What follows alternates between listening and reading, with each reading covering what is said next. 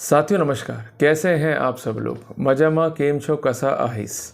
साथियों, आज एक इम्पॉर्टेंट टॉपिक में डिस्कस कर रहा हूँ कि यदि हम कोई स्पेशल मैटर को लड़ रहे हैं, चाहे वो मर्डर का ऑफेंस है, चाहे वो रेप का ऑफेंस है, चाहे वो एंटी करप्शन का ऑफेंस है, या वो फूड सेफ्टी का मामला है, या काला बाजारी का मामला है, तो जो लोग बरी हो जाते हैं उनका अपना एक्सपीरियंस क्या है और किस तरह से एक्विटल हम इजीली क्लेम कर सकते हैं और हमें किन किन बातों को ध्यान में रखना है। तो टॉपिक काफ़ी इंपॉर्टेंट है, क्योंकि यदि आप एंटी करप्शन या स्पेशल एक्ट के तहत मामला फेस कर रहे हो तो ऐसे बिंदु जो केस के निस्तारण के लिए महत्वपूर्ण है, पर उसकी ओर आप ध्यान ही नहीं दे पाते हो, जिसका खामियाजा आपको अंतोगत्वा जो है भुगतना पड़ता है।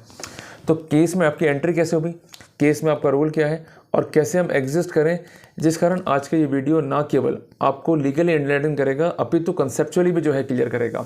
तो एक एक बात को समझते हुए चलना, और अगर कोई आपको दिक्कत आती है तो अपनी क्वेरीज़ को आप कमेंट बॉक्स में लिखो, मैं आपकी हर क्वेरीज़ का उत्तर देने का प्रयास करूंगा। और दूसरी इंपॉर्टेंट बात, मैं हर शनिवार जो है लाइव करता हूं, चाहे मैट्रिमोनियल पे हो चाहे एंटी करप्शन पे हो, तो आप अधिक से अधिक संख्या में जो है आया करो।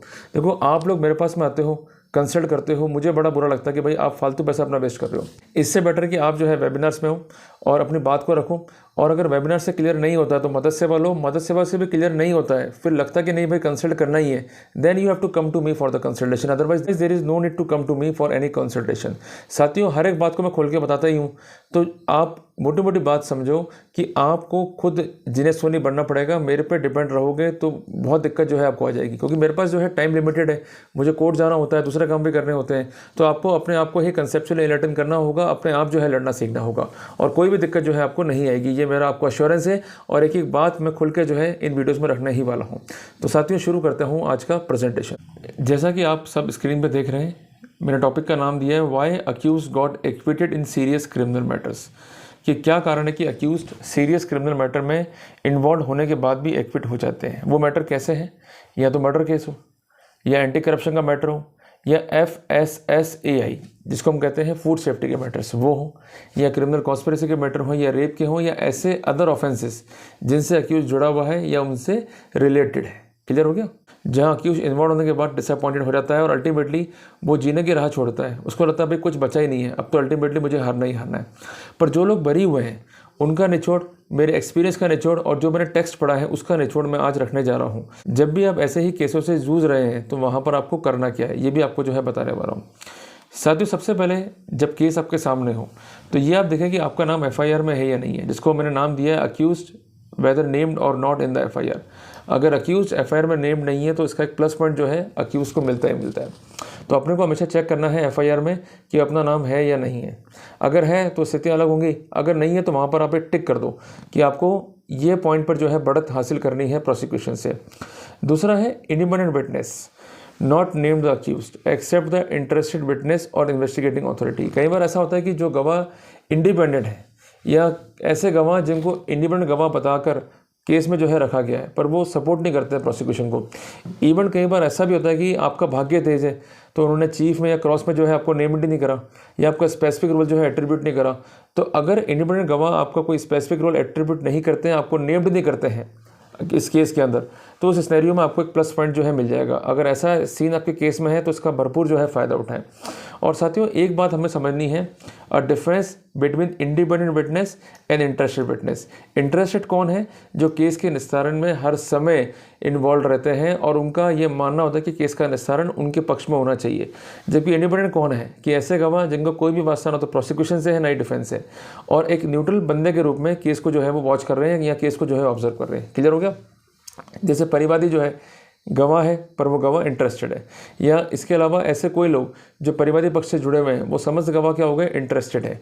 हालांकि सुप्रीम कोर्ट ने ये कहा है कि यह आवश्यक नहीं है कि इंटरेस्टेड गवाह है तो हम अक्यूज को जो है बरी कर दें, बट सुप्रीम कोर्ट का व्यू ये भी है कि अगर इंटरेस्टेड विटनेस रिकॉर्ड पर है तो उनके गवाहों को आप एवेल्यूएट करते समय घोर सावधानी जो है रखें, क्योंकि ये लोग वो लोग हैं जो हर कीमत पे अक्यूज को फंसाना ही चाहते हैं। दे यूजुअली टेल लाई, ताकि अक्यूज जो है फंस जाए और अक्यूज के विरुद्ध जो है सख्त कानूनी कार्रवाई हो जाए। तो इनके बयानों को कैजुअल जो है डील नहीं करना चाहिए, they have to be deal out in the specific वे।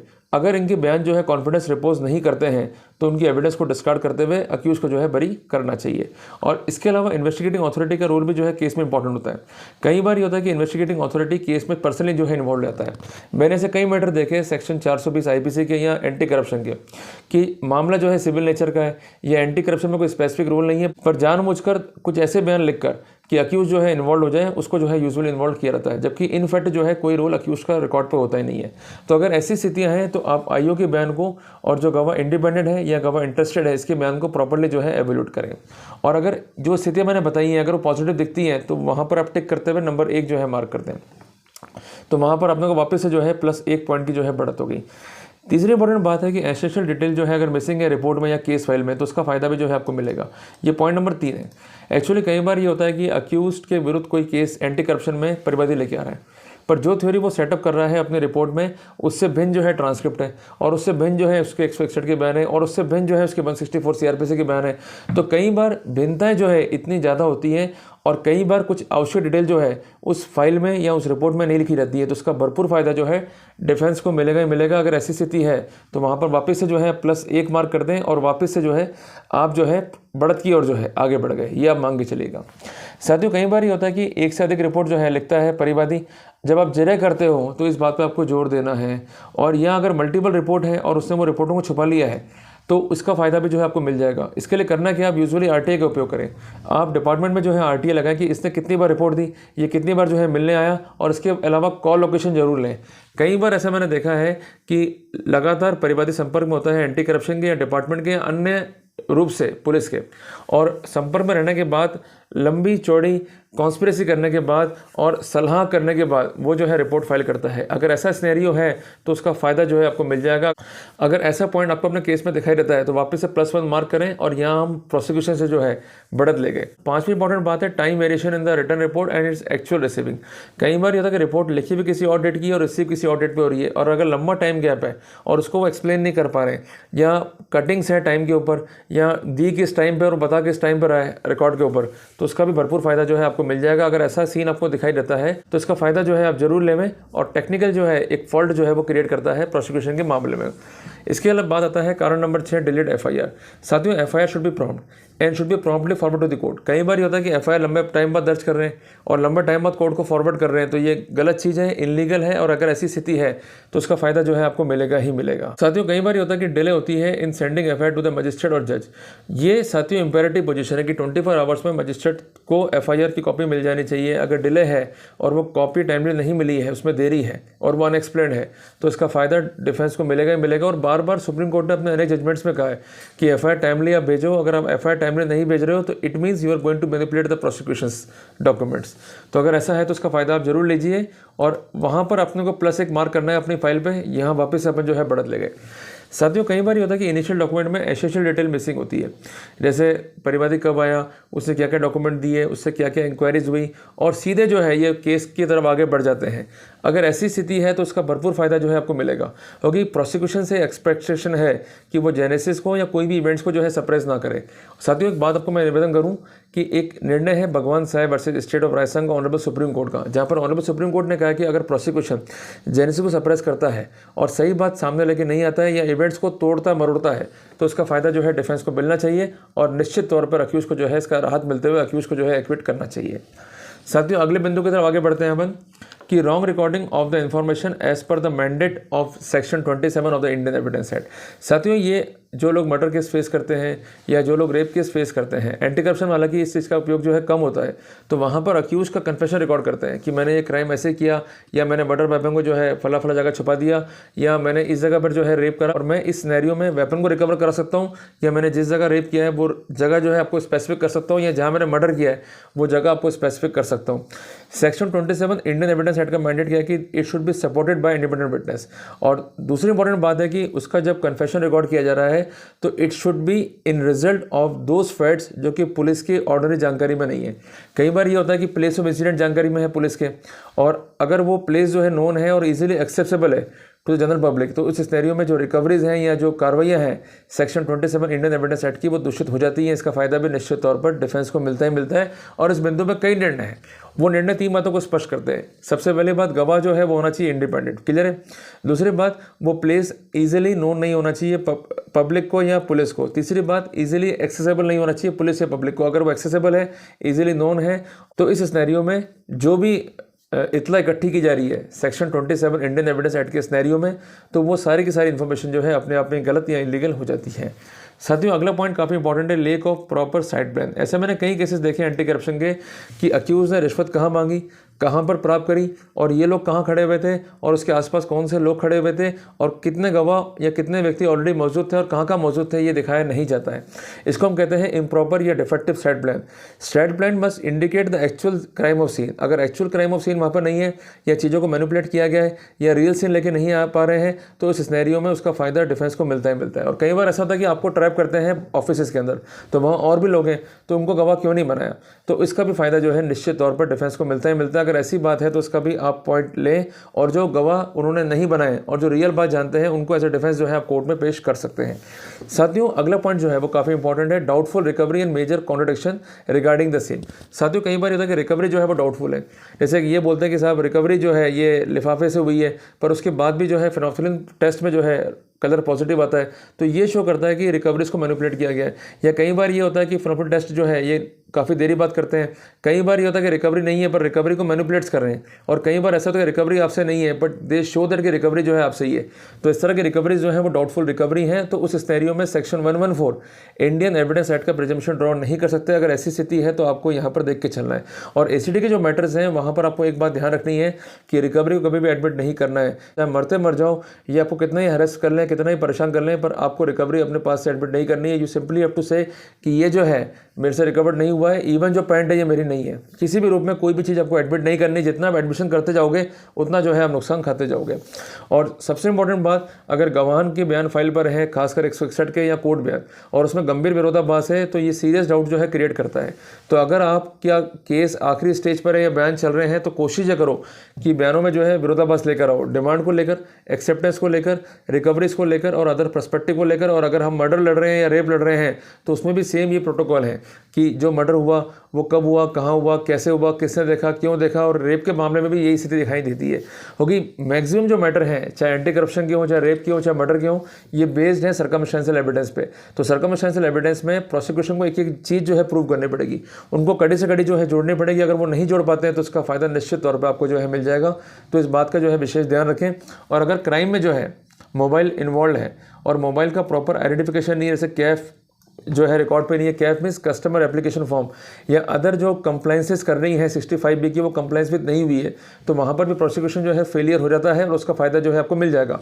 कई बार ऐसा होता है कि फ़ोन को जो है रिकॉर्ड किए रहते हैं, देखो फ़ोन रिकॉर्डिंग अपने आप में इलीगल है और इंडियन टेलीग्राफ एक्ट का जो है उल्लंघन है। पर कई बार ऐसा होता है कि अक्यूज के फ़ोन को सीज़ करते हैं और उसके बाद उससे एविडेंस कलेक्ट करते हैं, उसको कोर्ट में पेश करते हैं। तो आपको मैं 2 बातें स्पष्ट कर दूं कि राम सिंह वर्सेस राम सिंह के निर्णय में ऑनरेबल सुप्रीम कोर्ट ने कहा कि इलेक्ट्रॉनिक एविडेंस है तो उसको कैजुअली जो है कोर्ट में पेश नहीं करना है।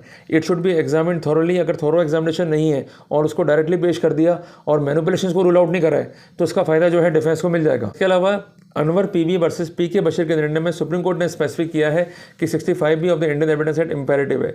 जो भी सर्टिफिकेट है ये मौके पर बनना चाहिए उस व्यक्ति के द्वारा जिसके द्वारा रिकॉर्ड्स को प्रोसेस किया गया है। अगर उसको मौके पर तैयार नहीं किया जा रहा, उस पर डिले की जा रही है और बाद में मैनिपुलेट किया जा रहा है, या उस व्यक्ति के द्वारा तैयार किया जा रहा है जो ऑथराइज ही नहीं है, तो उसका भरपूर फायदा जो है डिफेंस को मिल जाएगा। तो इस बात को भी जो है ध्यान में रख के चले। साथियों, अगला पॉइंट है अनफेयर इन्वेस्टिगेशन। साथियों, फेयर इन्वेस्टिगेशन आपका राइट है, चाहे आप डिफेंस हो चाहे प्रोसिक्यूशन हो। साथियों, ऑनरेबल उड़ीसा हाईकोर्ट ने Sachiranjan Mishra versus state of Orissa के मामले में स्पष्ट किया था कि जो भी एविडेंस प्रोसिक्यूशन कलेक्ट करती है it should be free from defect. अगर फ्री फ्रॉम डिफेक्ट नहीं है, मैनिपुलेशंस है या अक्यूज के वर्जन को नहीं सुना गया है, तो उसका भरपूर फायदा जो है डिफेंस को मिलेगा ही मिलेगा। तो जब भी FIR हो, आप कोशिश ये करें कि आप एक प्रॉपर ज्ञापन या एक प्रॉपर मेमोरेंडम या एक प्रॉपर रिप्रेजेंटेशन जो है पुलिस को या ACB को सौंप दें। अगर वो उन बिंदुओं पर जांच नहीं कर रहे हैं तो वहाँ पर सीरियस परजुरी हो गई और अनफेयर इन्वेस्टिगेशन को कोर्ट जो है रूल आउट कर सकता है और उसका भरपूर फायदा जो है आपको मिल जाएगा। तो इस बात का जो है विशेष आप ध्यान रखें। साथियों अगला हम आते हैं एंटी डेट रिपोर्ट। कई बार ये होता है कि ये लोग इन्वेस्टिगेशन करते हैं और लंबे टाइम बाद जो है एफआईआर दर्ज करते हैं। तो ऐसी एफआईआर सेक्शन 162 सीआरपीसी से हिट है और माननीय सुप्रीम कोर्ट ने Ganesh Gogoi versus state of Assam में यह स्पष्ट भी किया है, अगर पूरी इन्वेस्टिगेशन के बाद एफआईआर काटी गई है तो ऐसी एफआईआर सेक्शन 162 सीआरपीसी से हिट है, इसका भरपूर फायदा जो है आपको मिलेगा ही मिलेगा। साथियों इसके बाद सबसे इंपॉर्टेंट पॉइंट आता है unwarranted averment of the complainant in the course of trial. कई बार ऐसा होता है कि बड़ा चढ़ा के बयान देता है या ऐसी बातें वो कोर्ट में कहता है जो एग्जिस्ट नहीं कर रही है, रिकॉर्ड पे नहीं है। अगर ये बातें हैं तो इसको भी आप ऑब्जर्व करें, उसको अंडरलाइन कर लें, इसका भी फायदा जो है आपको मिल जाएगा, जिसको हम कहते हैं इंप्रूवमेंट्स। और अगर इंप्रूवमेंट मटेरियल है तो इसका डेफिनेट फायदा आपको मिलना ही मिलना है। साथियों अगला पड़ाव है failure to do forensic examination of the material connected with the crime. कई बार ऐसा होता है कि आपका एफएसएल एग्जामिनेशन रिक्वायर्ड है या कंसर्न मोबाइल का एग्जामिनेशन जो है रिक्वायर्ड है और उसको नहीं किया गया और डेलिबरेटली इनकी जानकारी में फैक्ट था कि एग्जामिनेशन कराना ही कराना है। और अगर फॉरेंसिक एग्जामिनेशन अगर आपके वॉइस को लेकर हो रहा है, मैं बात कर रहा हूँ एंटी करप्शन की, और अगर वॉइस जो है प्रोबेबल है तो इसका भी फायदा जो है डिफेंस को मिलता ही मिलता है। देखो प्रॉब्लम क्या होती है कि हम लोग जो है प्रॉपर्ली प्लीड आउट नहीं करते हैं, प्रॉपर्ली आर्ग्यू नहीं करते हैं। We usually take the casual approach, do not take a casual approach while fighting a case. आपको एक प्रॉपर ब्रीफ तैयार करना है, प्रॉपर रिसर्च करना है, प्रॉपर आपको फ्लैगिंग्स करनी है, प्रॉपर उसमें डॉक्यूमेंटेशन करना है, उसके बाद जज और आपकी फाइल सेम होनी चाहिए, प्रॉपर पेजिंग कर लो। जो पेज आप पढ़ रहे हो वही पेज जो है जज पढ़ना चाहिए, तब उसका फायदा जो है आपको मिलना ही मिलना है, वहाँ कोई भी दिक्कत जो है आपको नहीं आनी है। तो साथियों ये जो पॉइंट मैंने आपको बताया ये मेरे एक्सपीरियंस का आउटकम है और जो केस मैंने पढ़े अभी तक ये उसका आउटकम है। लगभग मैंने 7000 केस लॉ पे जो है स्टडी किया है, उनको मैंने कलेक्ट किया, उनका मैंने संग्रह किया है, तो उन सबका मैंने आउटकम निकाल के आपको सामने रखने का जो है प्रयास किया है। तो कुल मिला के इन बातों को आपको समझना है और इनके अनुसरण में जो है आपको वर्कआउट करना है। तो साथियों देखा ना कितना आसान है। अगर हम कुछ बिंदुओं को ध्यान में रख लेंगे जो केस के लिए मटेरियल है या जिससे केस का न्यायोचित निस्तारण हो सकता है या हमें बेनिफिट हो सकता है, तो उसको ध्यान में रखते हुए जीरे करें और निश्चित तौर पर आपको उसका फायदा मिलेगा। हमें घबराना कहीं भी नहीं है, हमें केवल और केवल वर्कआउट करना है शांतिप्रिय तरीके से। तो साथियों अगर टॉपिक आपको अच्छा लगा तो इस वीडियो को लाइक और शेयर जरूर करना। मिलते हैं एक नए टॉपिक के साथ, तब तक के लिए जय हिंद जय भारत।